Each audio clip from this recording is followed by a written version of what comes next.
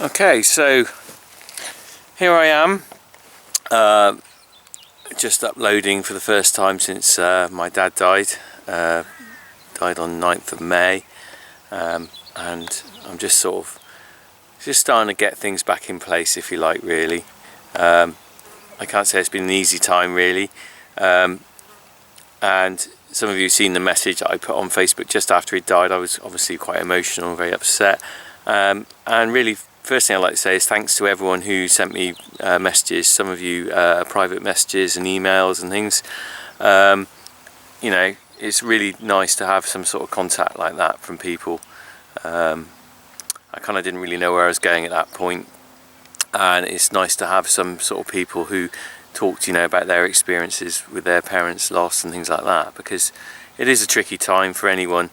From my own experience on the farm, it was a massive shock. Dad died of a heart attack in bed, at sort of 4 o'clock in the morning, and got the phone call that no one wants, saying to come into the farm, you know, and we had to deal with the situation there. And the difficulty was then, of course, the farm doesn't stop, so I didn't really want to do anything, but, you know, I had to go milking that morning.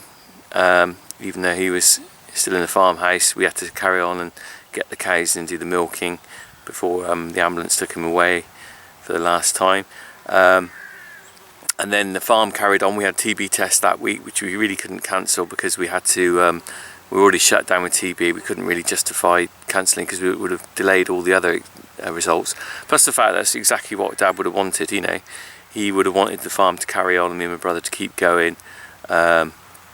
So we had a lot to deal with. The milking machine broke down, you know. There was a lot of issues, a lot of things went wrong, you know, just like they normally do on a farm. Thankfully we passed the TB test, but we just got to do another one in mid-July. So we've just been sort of getting ourselves back together, really. And the difficulty was really is that although Dad was sort of retired, he wasn't really. You know, like most farmers, they don't just sort of disappear and go, oh, do you know, I'm going to watch telly now. He was very much still part of the farm. He was 82, but he was still active, and it was all the little things he did, you know, kind of just putting a bit of hay out for the calves later at night or something. And he also did a lot of the paperwork, which we've had to catch up on, things like doing the VAT and just registering calf passports, which makes life easier for me and Tom, because when he was doing that, we could carry on with the farming. So obviously there's issues there. We're kind of just getting around now, really trying to work out how we're going to get everything done. So the hours of the day are stretching. You know, you could do with a 50-hour a day, not a 24-hour day, really, on the farm. You know, and it's also a real shock emotionally for me, anyway. I mean, I think most people, you know, loss of their parents is tragic, and particularly difficult, perhaps, when someone like myself spends so much time with them. Because a lot of people, their parents, they might see them at the weekends or give them a call or something, but they don't spend a lot of time with them, especially when they're retired and you've got family and you're doing things. Whereas you see my dad, you know, we had breakfast with him every day, lunch with him every day, you know, and he was around all the time. And you know, sometimes that's annoying, you know, sometimes you're like, oh, Dad, you know. But really, you can't really appreciate that loss till he's gone. But you know, that's part of life, I guess. I mean, the one thing I would say on this video is, if you've got friends and family that you haven't seen for a long time, and you keep doing that kind of thing of, oh, I must go and see so and so and stuff, and you never get round to it, well, do it. You know, pick up the phone. Oh, I'm getting a bit choked up again now. Pick up the phone, or just call in and see someone that you haven't seen for a while and say hi, because you never know when they might not be there, you know, because, you know, I'm never going to speak to Dad again.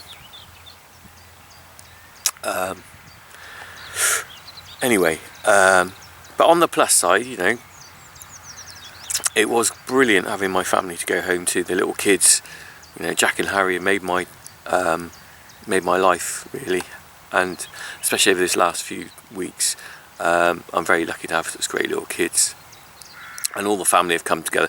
You know, it's quite funny, actually. a couple of times it was almost like the Waltons around the table when we were TB testing. So my sister came down, and my brother-in-law, and my nephews, and my wife, and my brother's wife, and Tom, and we're all around the table. It's sort of a big family meal, and it's really good, you know. So stuff like that is a kind of positive, if you like.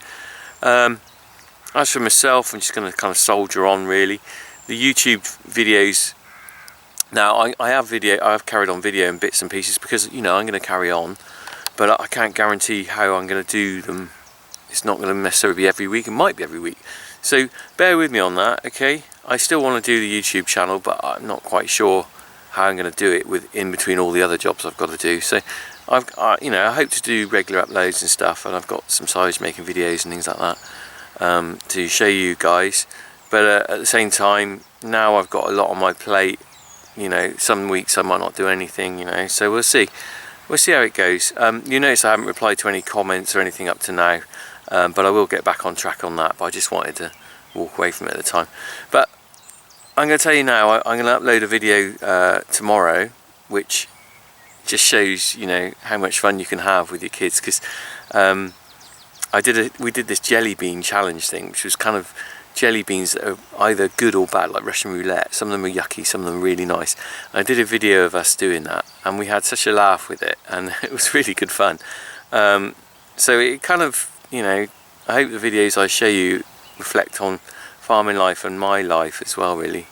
And that's another reason why I wanted to carry on doing these sort of videos and talking to you about things like my dad dying and stuff, because